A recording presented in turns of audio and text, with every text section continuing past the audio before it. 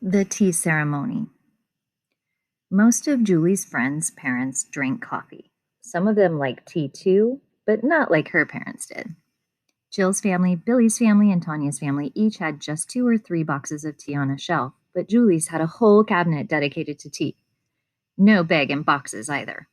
Her parents drank loose leaf tea only. The real stuff, her dad called it.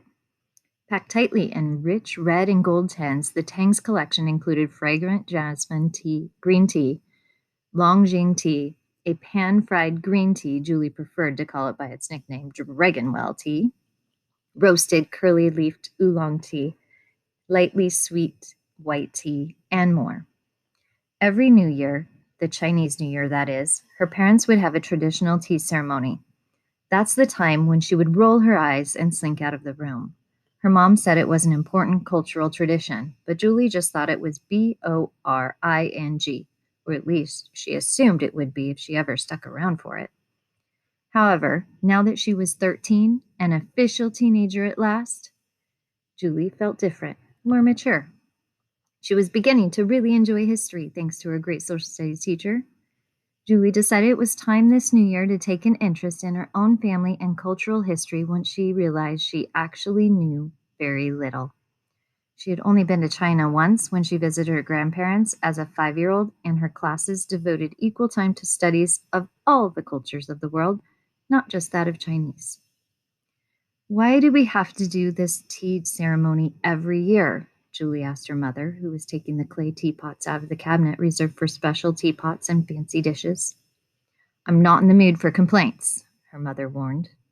No, but I really want to know. What is the tea ceremony really all about? And why do you always say that drinking tea is part of your DNA? Julie's mother gave her a sideways glance, her mouth turning from a suspicious smirk into a gleeful smile as she realized Julie genuinely wanted to learn about China's tea-steeped history. Well, the DNA thing is a figure of speech. I know that, Mom, Julie sighed. How old do you think I am? 10? Okay, then. Legend has it that Shennong, a Chinese emperor and herbalist, someone who grows and sells herbs and uses them to treat illness, discovered tea way back in 2737 BC. He liked his water boiled so it would be germ-free when he drank it. One day, as a servant prepared the emperor's water, a dead leaf dropped into the water.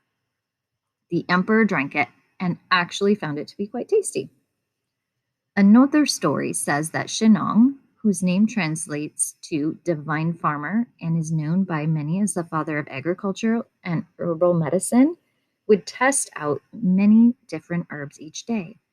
Whenever he came across a poisonous one, he would use tea as an antidote. Chinese people continued to drink tea and use it as medicine throughout history, and by the early Middle Ages, drinking tea was a common practice in China. It was considered one of the 7 necessities to begin the day alongside firewood, rice, oil, salt, sauce, and vinegar. Julie's mother walked across the room to the bookshelf and pulled out a yellow and red book titled The Classic of Tea, Origins and Rituals, written by Lu Yu. This book, which was written around 760 AD during the Tang Dynasty, is all about how tea is grown, how the leaves are processed, and things like that. I advise you to read this instead of wasting your time with all that TV. I watch nothing but tea TV, Julie joked. Right. Well, in case they didn't cover this on TTV, in the book, Yu describes the tea trees that grew in South China. Back in those days, they would compress tea leaves into little cakes, not like a birthday cake, just a little brick of leaves, which they would grind into stone mortar. They'd add hot water to this tea powder to make the beverage we know as tea. And the Chinese call cha, Julie responded to her mother's lifted eyebrows. Cha was one of the few Chinese words Julie had memorized. As tea became popular, so did tea shops.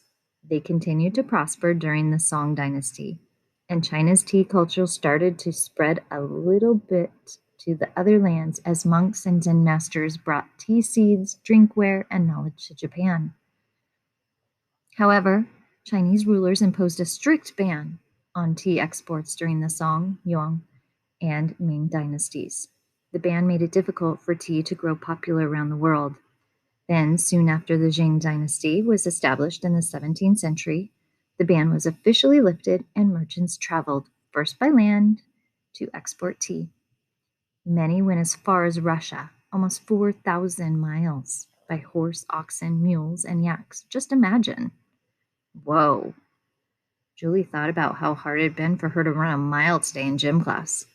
Mule or no mule, 4,000 miles by anything but plane was impossible for her to imagine. Anyway, enough about trade for now. Back to the Song dynasty. The Chinese would take that ground tea powder and whip it so it was frothy, almost like the top of a milkshake. They had special tea bowls to accommodate the whipping, many of which were black or blue and looked beautiful against the light green tea. During the Ming dynasty, people started to transform green tea into black tea by heating the leaves. They realized they could preserve the leaves for a longer time by doing so. That's when oolong came into the picture. They also began steeping the whole tea leaf instead of powder, which is the loose leaf style you're used to. And what about ceremonies?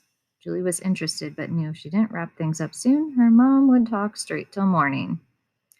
Well, a Chinese tea ceremony is a way for families to connect, which is why it's a wedding tradition. It's also about 4 qualities: cultivating peace, quiet, enjoyment, and strength.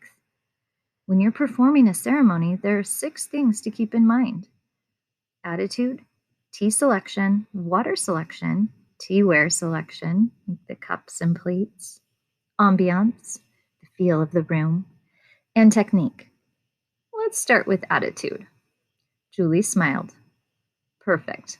Now let me show you the rest.